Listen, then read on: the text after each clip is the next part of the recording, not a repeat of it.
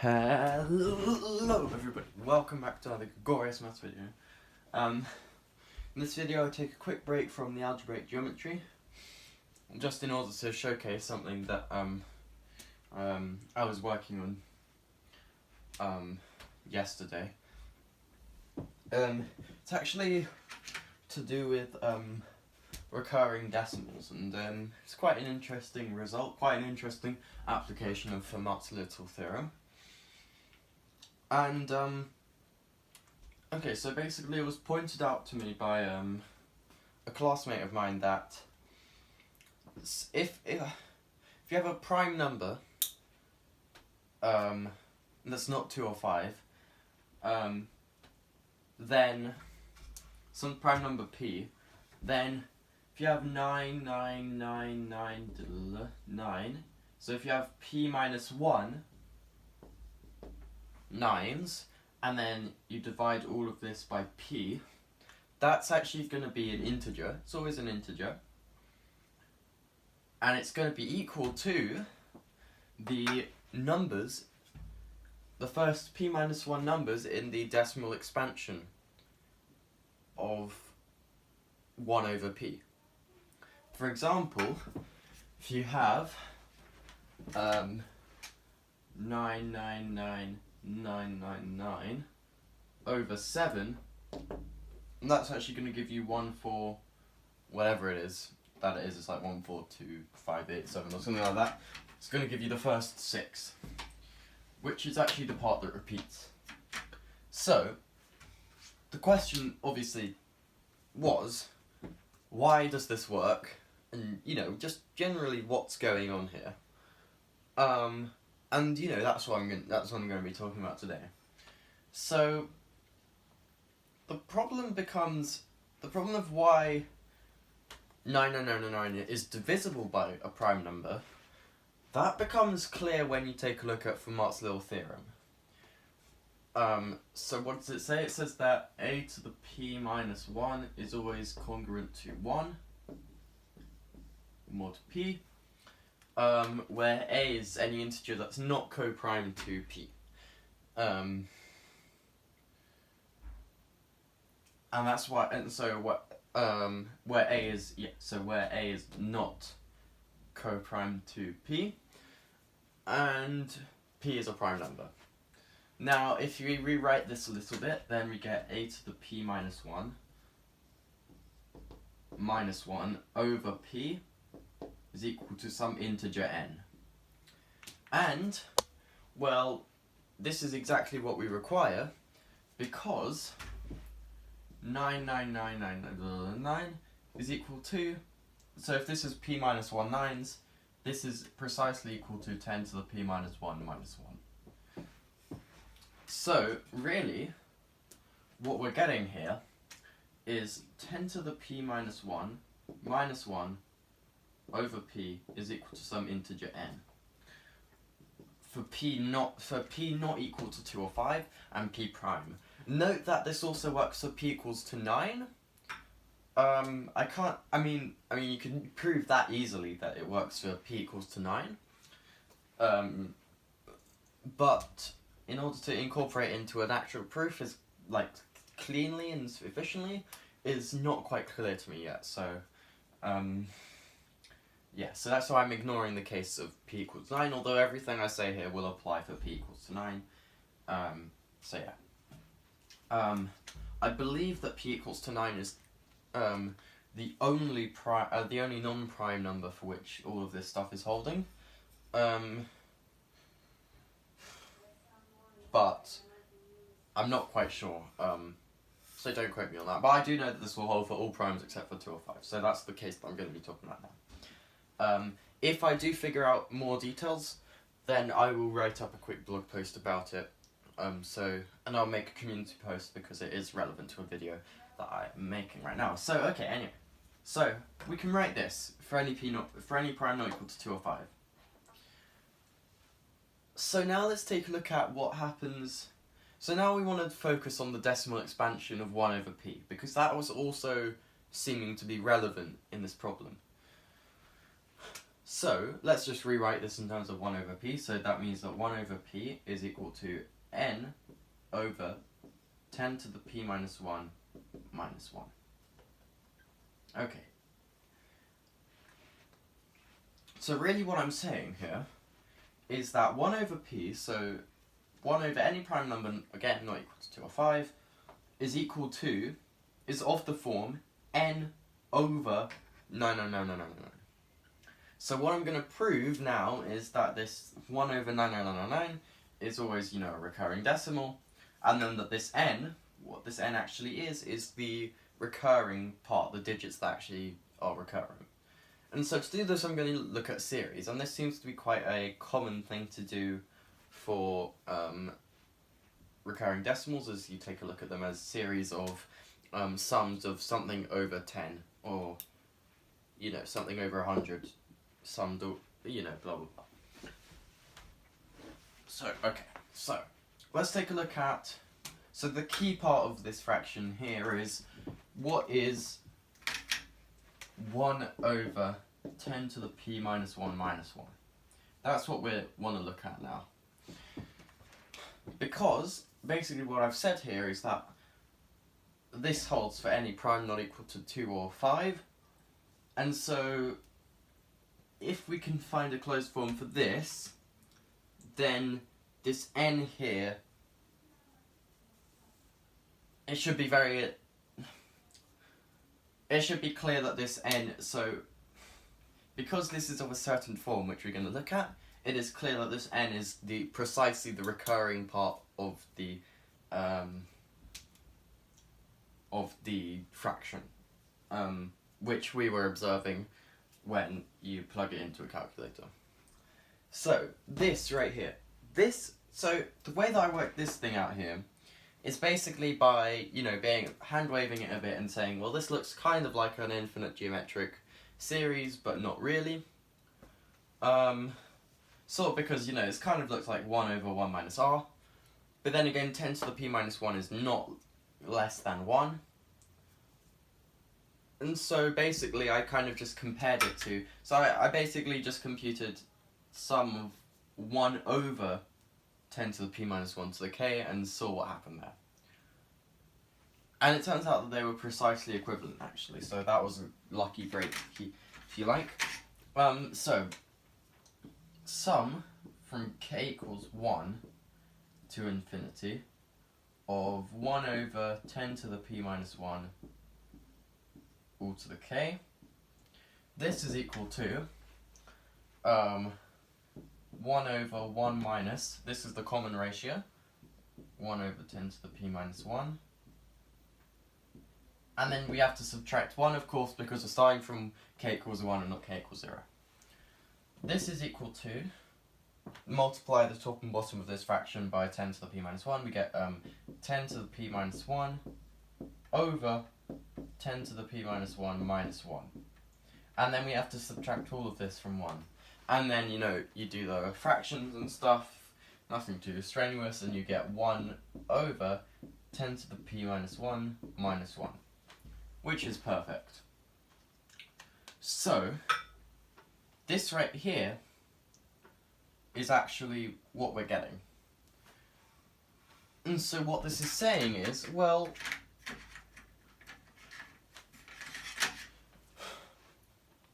okay, so 1 over 10 to the p minus 1, that's 0.0000 blah blah blah 1. This is equal to 1 over 10 to the p minus 1, where the amount of zeros is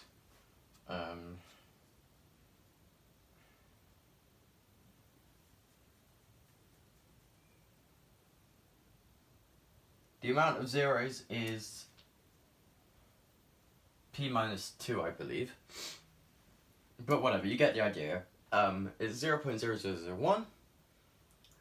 So if we sum all of these as powers of k, then we're going to get this plus 0.0000, so we're going to get 0.00001. And we're going to get this thing every p minus 1 integers. So for example, when p equals 2, if we just sum over 1/10, this is going to be 0.111111. Oh, actually no, a more illuminating example would be if we sum over hundredths. If we sum over hundredths, this is 0.01010101, blah blah blah blah.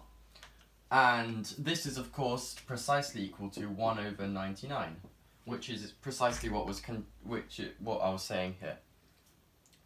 So all I'm saying is that it's 1/99999, where we have p minus 1 nines, is equal to 0.000010001, where each of the zeros occurs p minus 2 times. That's all I'm saying.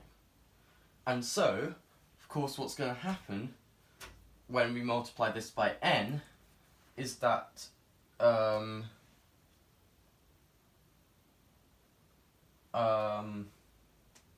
on, let me think about this.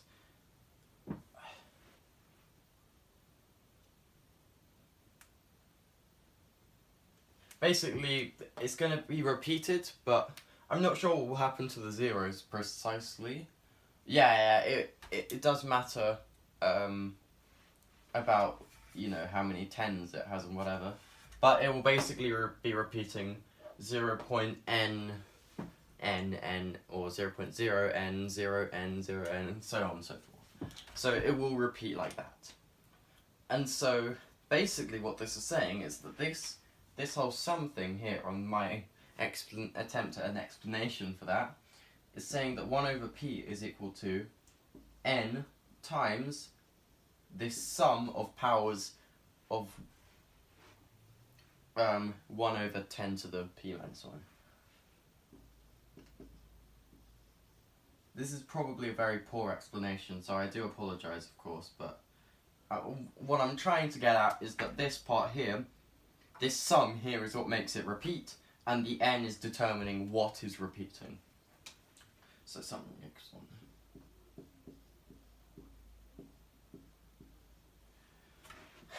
And note that this is precisely the phenomenon that we are observing, because then this means that n is equal to 1/p times the sum from k equals 1 to infinity, 1/10 to the p minus 1 to the k, which is equal to 10 to the p minus 1 over p. So, let's just review what I've said here. Firstly, I used Fermat's little theorem just to prove that for any prime not equal to 2 or 5, we can do this for, we can say this. We're allowed to say this. And just to be clear, 10 to the p minus 1 minus 1 is 9999999 with p minus 1 nines. So that's why I'm right. That's why I'm talking about this, and that's why it's neater to write it like that instead of whatever else you want to write it as. Then I looked at 1/p because that was important, because that's going to determine. Basically, the reason I looked at 1/p is to show that it's always repeating. It's a recurring decimal. And to do that, I expressed 1/99999 as this infinite sum, which looks like that as a decimal. So it's basically 0 point some amount of zeros 1, followed by the same amount of zeros 1, followed by the same amount of zeros 1. And of course, the amount of zeros is determined by what this p minus 1 is.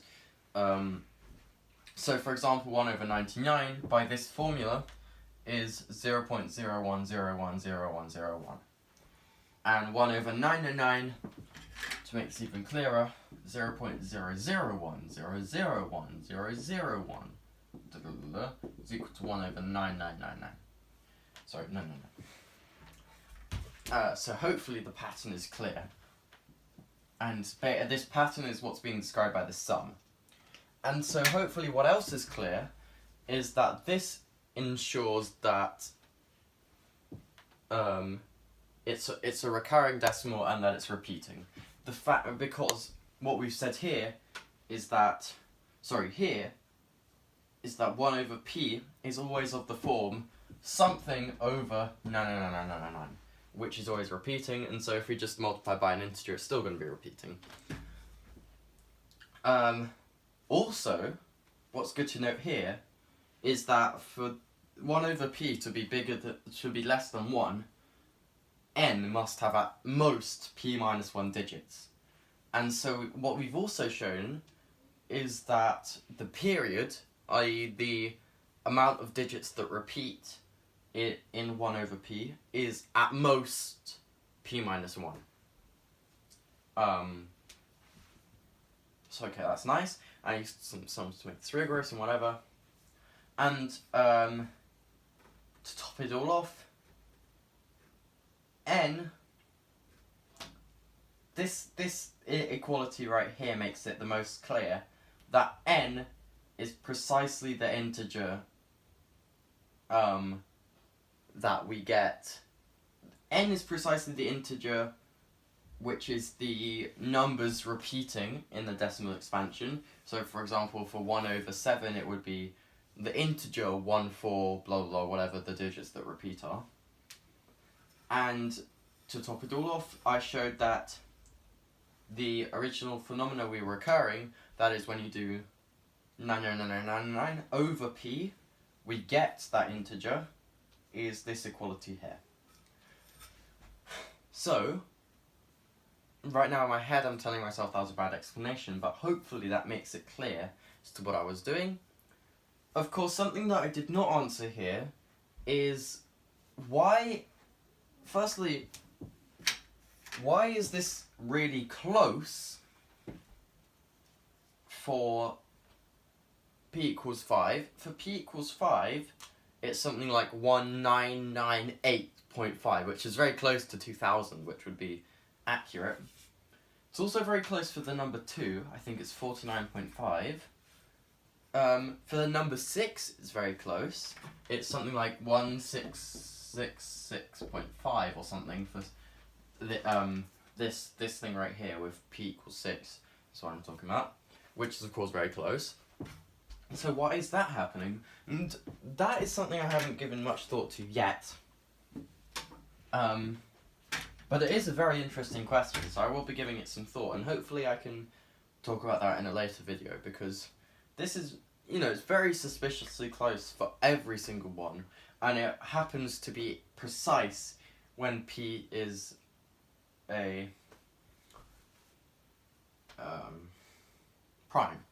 So actually, yeah, now that I think about it, that's really fascinating actually. That this thing here, no matter whether it's precise, is always giving us something really close to or exactly equal to the decimal. And what's actually going on is still unclear to me. I'm sure it has some sort of elementary explanation, but the imprecision might be to do with this. The imprecision might be to do with the failure of this statement. So, if it's actually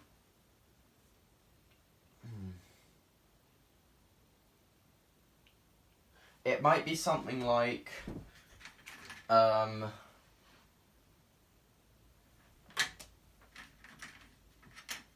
we're getting in general is